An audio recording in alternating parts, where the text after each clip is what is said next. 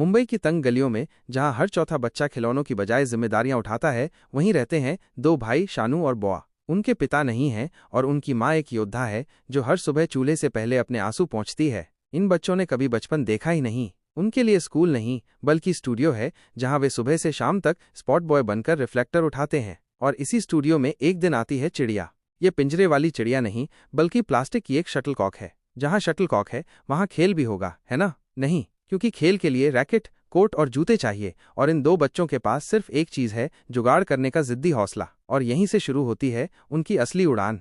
इन बच्चों को बचपन की जगह शुडहुड मिली है। ये फिल्म आपको चौंकाएगी नहीं बल्कि आपको झंझोड़ देगी। जब एक बच्चा अपनी पहली कमाई माँ के हाथ पर रखता है, वो दृश्य, वो चेहरा, वो खामोशी, वो सिर्फ सिनेमा नहीं बल्कि उस सिस्टम की एक सच्ची चीख है जो कहता है बचपन वो तो अमीरों का होता है। हंसी और आंसू का मिश्रण। यह फिल्म आपको कभी हंसाएगी, कभी रुलाएगी, लेकिन हर बार आपका दिल भर जाएगा। इसमें ऐसी कॉमेडी है जो सिर्फ हंसाने के लिए नहीं है। वो हंसी उस रोटी जैसी है जो जले हुए तवे पर बनी हो, खा तो लेंगे पर गले से उतरेगी नहीं। और जो एक्टिंग है भाई, क्या बोलूं, ये कोई ट्रेंड आर्टिस्ट नहीं लगते। ये तो जैसे अपने ही मोहल्ले के बच्चे हों, बिल्कुल वैसे ही बात करते हैं, वैसे ही लड़ते हैं, वैसे ही छोटे टेढ़े, लेकिन अपने सपने देखते हैं। चिड़िया, एक उम्मीद जो उड़ी भी और जिद्दी भी रही। चिड़िया सिर्फ एक शटलकॉक नहीं है, वो एक उम्मीद है जो उड़ी भी और जिद्दी भी रही। क्या आपने कभी देखा है कि जब बच्चों को उनके हिस्से का आसमान नहीं मिलता तो वे पतंग की डोर से ही आसमान खींचने की कोशिश करते हैं? बस यही है चिड़िया। यह फिल्म उड़ने की नहीं बल्कि उड़ने लायक बनने की कहानी है। माँ के हाथ के खाने सी फिल्म। यह फिल्म कैसी लगी? जैसे माँ के हाथ का खाना, सिंपल, रॉ, बिना दिखावे के, लेकिन ऐसा जो दिल से जुड़ जाए। मैं कोई स्टार रेटिंग नहीं दूंगा क्योंकि ये कोई नंबर्ड रिव्यू वाली फिल्म नहीं है। ये वो फिल्म है जो आपको चुपचाप अंदर तक छू जाएगी। और जब आप उठकर थिएटर से निकलेंगे ना, तो अपनी ही जिंदगी पर एक हल्की सी शर्म महसूस होगी कि हमने क्या क्या फॉर ग्रांटेड लिया है। तो भाई, ये फिल्म जरूर देखो, अकेले नहीं, माँ के साथ, भाई के साथ, बहन के साथ, और फिर सोचना किसकी चिड़िया सबसे पहले उड़नी चाहिए थी। मिलते हैं अगले वीडियो में। तब तक सपनों को पकड़ो जब तक वो तुम्हारा नाम चिल्ला न दें। फिल्म समीक्षा, कराटे किड्स लेजेंड्स, पुरानी चाल या नया दांव। नाम सुना है ना, कराटे किड। वो एक पंच नहीं, पूरा फलसफा था जिंदगी का। अब उसी लाइन से निकली है एक नई कहानी, कराटे किड्स लेजेंड्स। लेकिन सवाल ये है कि क्या ये लेजेंड सच में कोई नई दास्तान बनाता है या पुरानी कहानियों के जलेबी जैसे चक्कर में ही घुमा देता है? आज हम एक ऐसी फिल्म की बात करेंगे जिसमें एक बार फिर कोई किसी को सिखा रहा है, लेकिन इस बार किक से ज्यादा क्लासिक कहानी में है। एक लड़की जिसकी जिंदगी आम नहीं बस उलझी हुई है। स्कूल के झगड़े, पर्सनल टॉक्सिक रिलेशनशिप और फिर एक मोड़ जहां उसकी मुलाकात होती है एक ऐसे इंसान से जो लात घूंसे से नहीं सब्र से लड़ना सिखाता है। और वहीं से शुरू होता है असली खेल। एक बड़ा टूर्नामेंट सिर पर है और समय हाथ से फिसलती हुई रेत जैसा है। लड़की तैयार है, बॉयफ्रेंड प्रो है और ट्रेनिंग चल रही है जैसे हर पंच के साथ वो अपनी पहचान ढूंढ रही हो। लेकिन असली लड़ाई रिंग में नहीं, उसके अंदर चल रही है। जैकी चैन कम लेकिन असरदार। अब आते हैं जैकी चैन माइनस वो आदमी जो एक्शन को भी ध्यान बना देता है। उनकी मौजूदगी इस फिल्म में वैसी ही है जैसे पुराने मंदिर में टके घंटे की आवाज, कम लेकिन असरदार। उनकी डायलॉग डिलीवरी पर अजय देवगन की आवाज कहीं कहीं जोर मारती है तो कुछ सीन में दिल छू जाती है, लेकिन उनकी बेटी की आवाज, भाई साहब, वहां बात नहीं बनी। पुरानी बोतल में नई शराब।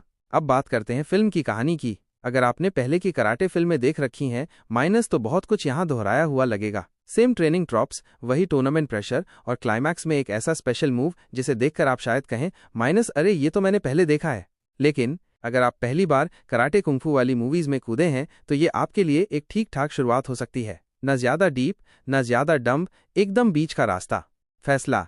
कुल मिलाकर कराटे किड्स लेजेंड्स एक ऐसी फिल्म है जो पुरानी चप्पल पहनकर नए रास्तों पर चलने की कोशिश करती है। कुछ मोमेंट्स अच्छे हैं, जैकी चैन हमेशा की तरह शानदार हैं, लेकिन कहानी कहीं न कहीं पहले सुनी सी लगती है।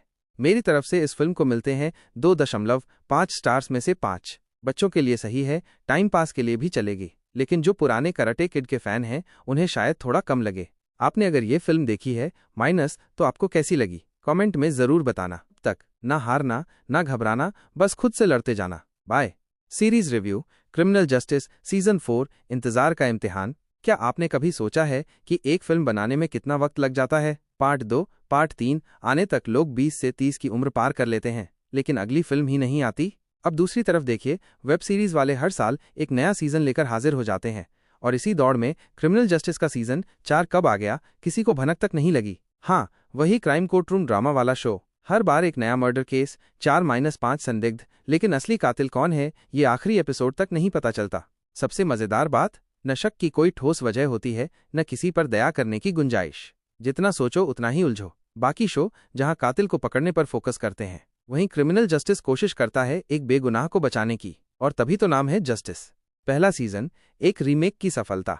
ज्यादातर लोग मानेंगे कि इस शो का पहला सीजन सबसे स्ट्रांग था, और इसकी वजह थी कि वो एक इंग्लिश शो का रीमेक था। गलती की गुंजाइश कम थी, लेकिन इसके बाद कहानी पूरी तरह बदल गई। सस्पेंस के साथ कॉमेडी का फ्लेवर भी आने लगा। मेकर्स ने खुद की कहानियां लिखनी शुरू की। पंकज त्रिपाठी जी एक बार फिर बतौर वकील लौटे हैं, साथ में ढेर सारे नए कलाकार और एक केस जो इस बार सच में रोंगटे खड़े कर देगा। एक उलझा हुआ कत्ल। कहानी कहती है शहर के सबसे बड़े डॉक्टर के घर में कत्ल हो गया है और लाश उन्हीं डॉक्टर साहब की बाहों में पड़ी है। ये लाश उनकी गर्लफ्रेंड की है, जो असल में उनके हॉस्पिटल में नर्स थी। घर पर रहकर उनकी बीमार बेटी का ख्याल रखती थी। बेटी को एक अजीब मानसिक बीमारी है, वो लोगों की आंखों में आंखें डालकर नहीं देख सकती, बस गिने चुने कुछ लोगों पर ही भरोसा करती है। यही लड़की इस कहानी की चाबी है। फिलहाल किसी चीज से उसका गला कटा हुआ है, बहुत खून बहा है। डॉक्टर को यकीन है उनके हाथों में उनके प्यार की मौत हुई और वो कुछ कर नहीं पाए। लेकिन सबसे चौंकाने वाली बात यह है कि ये सब हुआ सिर्फ 15 मिनट के अंदर। 6:26 बजे डॉक्टर घर में आए और 6:40 पर बाई ने आकर चिल्ला दिया। पड़ोसी का ट्विस्ट। अब इससे पहले कि आप दिमाग के घोड़े दौड़ाना शुरू करें, सबसे बड़ा ट्विस्ट सुनिए। डॉक्टर के घर के ठीक सामने कौन रहता है? उनकी बीवी, जो पिछले 1.5 साल से उनसे अलग रह रही है, लेकिन बेटी के लिए उसी पुराने घर के सामने एक फ्लैट लेकर रह रही है। पति, पत्नी और वो। आप ऐसे कई ड्रामा देख चुके होंगे, लेकिन इस बार फर्क ये है कि कत्ल का इल्जाम पति पर है और बचाने आ गई है उसकी वही बीवी। इमोशन के इस चक्कर में माधव मिश्रा यानी वकील साहब भी थोड़ा डगमगा गए हैं। शायद पहली बार उन्होंने किसी गुनहगार को सपोर्ट नहीं किया है, बल्कि उसे बचाने की कोशिश की है। धीमा रिलीज शेड्यूल और इंतजार की घड़ियां। अब प्रॉब्लम यह है कि अभी तक इस सीजन के सिर्फ 3 एपिसोड ही रिलीज हुए हैं, यानी आप देखना शुरू करेंगे और एंडिंग तक पहुंचे बिना बीच में लटक जाएंगे। और जिसने ये एपिसोड रिलीज शेड्यूल बनाया है, उसे तुरंत ऑफिस से बाहर निकाल देना चाहिए, क्योंकि एक शानदार मर्डर मिस्ट्री धीरे धीरे पारिवारिक झगड़े में तब्दील हो रही थी। कोर्ट में आमना सामना बस होने ही वाला था, और तभी एपिसोड खत्म। अब हर हफ्ते एक एक एपिसोड आएगा। जुलाई आते आते हम लोग सीजन के फिनाले तक पहुंचेंगे।